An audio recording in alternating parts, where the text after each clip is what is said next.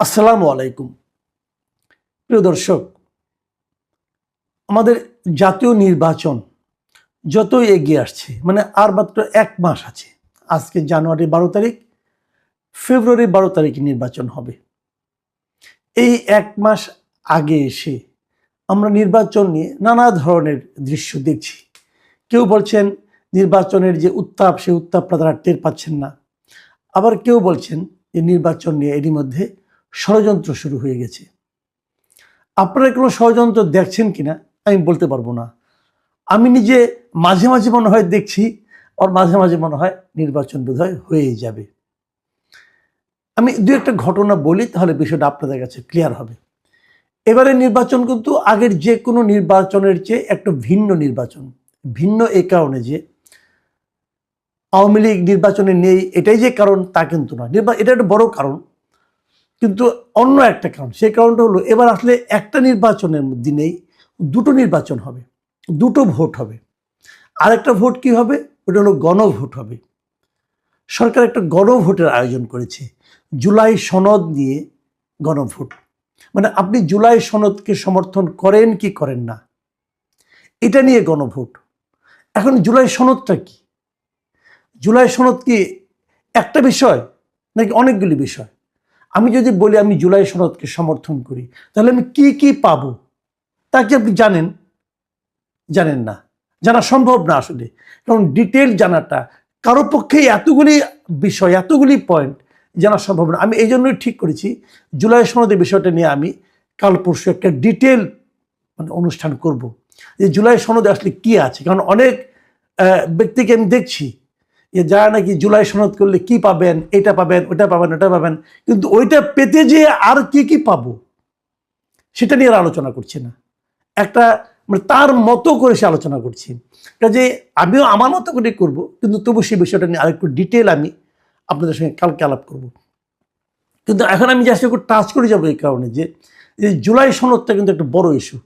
জুলাই সনদে কোন political party কি ভাবছে কি না ভাবছে সেগুলো নিয়ে আলোচনা হচ্ছে, এবং সেই ভোটে ভোটারদের পার্টিসিপেশন কিভাবে বাড়ানো যায় সেটা নিয়ে আলোচনা হচ্ছে। ভোটারদের কোন দিকে ভোট দিতে হবে এটা যারা আয়োজন করছে তারাও বলে দিচ্ছে। যেমন সরকার বলছে ভোটারদেরকে হা ভোট দিতে হবে, সরকারের বিভিন্ন সংস্থা বলছে ভোটারকে হা ভোট দিতে হবে। আজকে একটা ঘটনা আমাকে আসলে একটু অবাকই করেছে। সেটা হলো আজকে দেখলাম যে বাংলাদেশ ব্যাংকের পক্ষ থেকে একটা অর্ডার দেওয়া হয়েছে বিভিন্ন তফসিলি ব্যাংকে, এবং তারা বলেছে এই সবগুলো ব্যাংক হা ভোটের পক্ষে প্রচারণা চালাতে হবে। ব্যাংকে যত লোক যাবে, যত লোক ঢুকবে, ঢুকেই তারা ব্যাংকে দেখবে যে আপনারা হা ভোট দেন, এই কথা ব্যাংক আপনাদেরকে বলছে। আমার প্রশ্ন হচ্ছে, এটা কি ব্যাংক বলতে পারে? এবং এই প্রচারণা চালাতে যে খরচটা হবে, সেই খরচটা কোথেকে করবে? যে কর্পোরেট সামাজিক দায়বদ্ধতা, CSR একটা তহবিল আছে, যে এই কর্পোরেট ব্যাংকগুলোর একটা কর্পোরেট সামাজিক দায়বদ্ধতা, সমাজের জন্য তারা কিছু কাজ করবে, এরকম একটা নির্দেশনা আছে। তো এইটা হলো সেই সমাজের কাজ, যে একটা পার্টিকুলার সিদ্ধান্তের ব্যাপারে আপনাকে প্রচারণা চালানো, যে আপনি হা ভোট দেন। এটা কি ঠিক হলো? যদি ধরা যাক ওরা হা ভোটের জন্য অনেক টাকা খরচ করলো, ধরা যাক 10 টাকা খরচ করলো, পরে দেখা গেলো না ভোট জয়যুক্ত হয়েছে, তাহলে কি দাঁড়ালো? যে এই দেশের ম্যাক্সিমাম মানুষ চায় যে না হোক। তাহলে এরা যে প্রচারণাটা চালালো, সেই প্রচারণাটা একটা ভুল জায়গায় চালিয়েছে। তো ভুল জায়গায় প্রচারণা চালানোর জন্য তাদেরকে এখতিয়ার কে দিয়েছে? তারা বলতে পারে আপনারা ভোট দিন, তারা বলতে পারে আপনারা গণভোটে অংশ নিন, হা অথবা না আপনার ইচ্ছা, কিন্তু ব্যাংকগুলো বলে দিচ্ছে না আপনারা হা ভোট দিন। এটা কি ব্যাংক পারে? বাংলাদেশ ব্যাংক কি ব্যাংকগুলোকে এ ধরনের নির্দেশনা দিতে পারে? এটা নিয়ে আমার কিন্তু সন্দেহ আছে। আমি মনে করি ব্যাংকগুলো এটা পারে না। এভাবে আপনি নির্দেশ দিতে পারেন না, আপনি প্রচারণা চালাতে পারেন না যে আপনি হা ভোট দিন। আমি যদি জিজ্ঞাসা করি কেন হা ভোট দেবো, আপনি আমাকে ব্যাখ্যা করতে পারবেন? আমি ব্যাংকারদের বলবো, ব্যাংক বিভিন্ন কর্তৃপক্ষকে বলবো, আমি আগামীকালকে যে আগামীকাল আমি করতে চাচ্ছি, আগামীকাল অথবা পরশু দিন আমি হা ভোট এবং না ভোট নিয়ে আলোচনা করব। আমি যে প্রশ্নগুলি করি সেগুলি জবাব যদি পারেন দিয়ে দেখবার আপনারা। যাই হোক, এখন আমি অন্য প্রসঙ্গে যাই। কেন আমার এই নির্বাচন নিয়ে সন্দেহ আসছে? দেখুন, এর মধ্যে একটা ঘটনা ঘটেছে। গত 4 জানুয়ারি একটা রিট হয়েছিল আদালতে। সেই রিটটা হলো যে দুটো পার্টির অংশগ্রহণ নিয়ে তারা আপত্তি তুলেছিল। সে পার্টিগুলি কি? একটা হলো জাতীয় পার্টি, আর একটা হলো এনডিএফ। এনডিএফটা কি? এনডিএফ হলো জাতীয় গণতান্ত্রিক ফ্রন্ট, মানে কয়েকটা পার্টি মিলে একটা ফ্রন্ট করা হয়েছে। সে পার্টিগুলিতে কি কি আছে? জাতীয় পার্টির একাংশ, এই যে আপনার এই আনিসুল ইসলাম মাহমুদ, তারপরে চুন্নু সাহেব, তারপরে হাওলাদার সাহেব, কাজী ফিরোজ রশিদ, মানে জাতীয় পার্টি থেকে কয়েকজন নেতা এখানে এসে একটা জাতীয় পার্টির একাংশ, তার সঙ্গে আপনার জেপি যেটা ছিল, আনোয়ার হোসেন মঞ্জুর যে পার্টি জেপি, জাতীয় পার্টি জেপি যেটাকে বলা হতো, সেই পার্টি, এরা আরও কয়েকটা দল মিলে একটা জাতীয় গণতান্ত্রিক ফ্রন্ট তারা করেছে, সংক্ষেপে এনডিএফ। তারা এই নির্বাচনে অংশ নিচ্ছে এবং জাতীয় পার্টি নিজেরাও লাঙ্গল মার্কা নিয়ে অংশ নিচ্ছে। 4 জানুয়ারির ওই রিটটাতে রিট করেন জনৈক আবদুল্লাহ আল মাহমুদ, উনি ভোলার লোক সম্ভবত।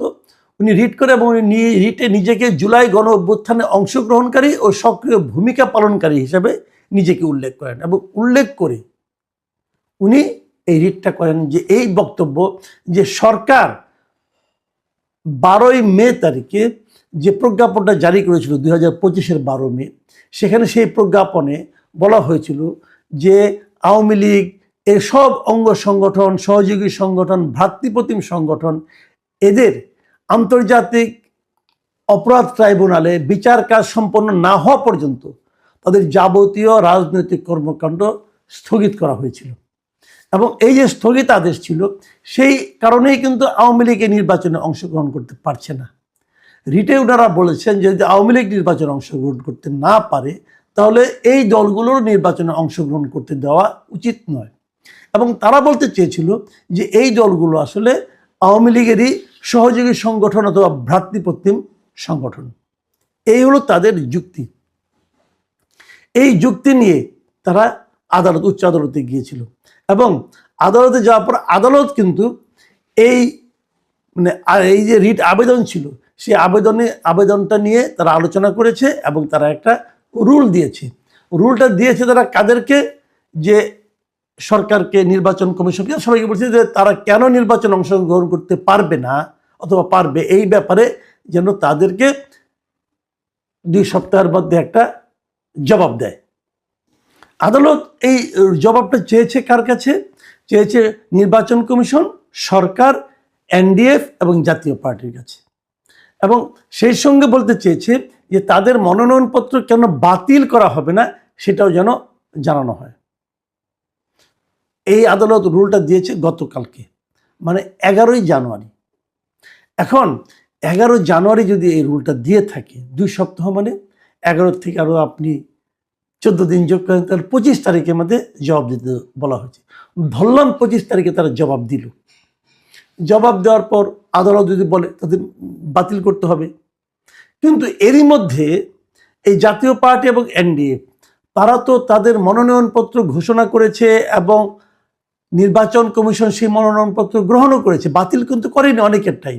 এর মধ্যে জাতীয় পার্টি প্রায় 243 আসনে তাদের মনোনয়ন ঘোষণা করেছে, এনডিএফ ঘোষণা করেছে 120 জন প্রার্থীর পক্ষে তারা প্রার্থী হিসেবে ঘোষণা করেছে। এদের মধ্যে চূড়ান্ত প্রার্থী তালিকা পাওয়া যায়নি। যদি পাওয়া গেলে হয়তো এর মধ্যে 4-5 জন, 10-12 জন বাদ পড়তে পারে, বাকিরা সবাই বৈধ প্রার্থী হিসেবে থেকে যেতে পারে। 21 তারিখের পরে তারা হয়তো প্রতীকও পেয়ে যাবে। তো প্রতীক প্রাপ্তির পর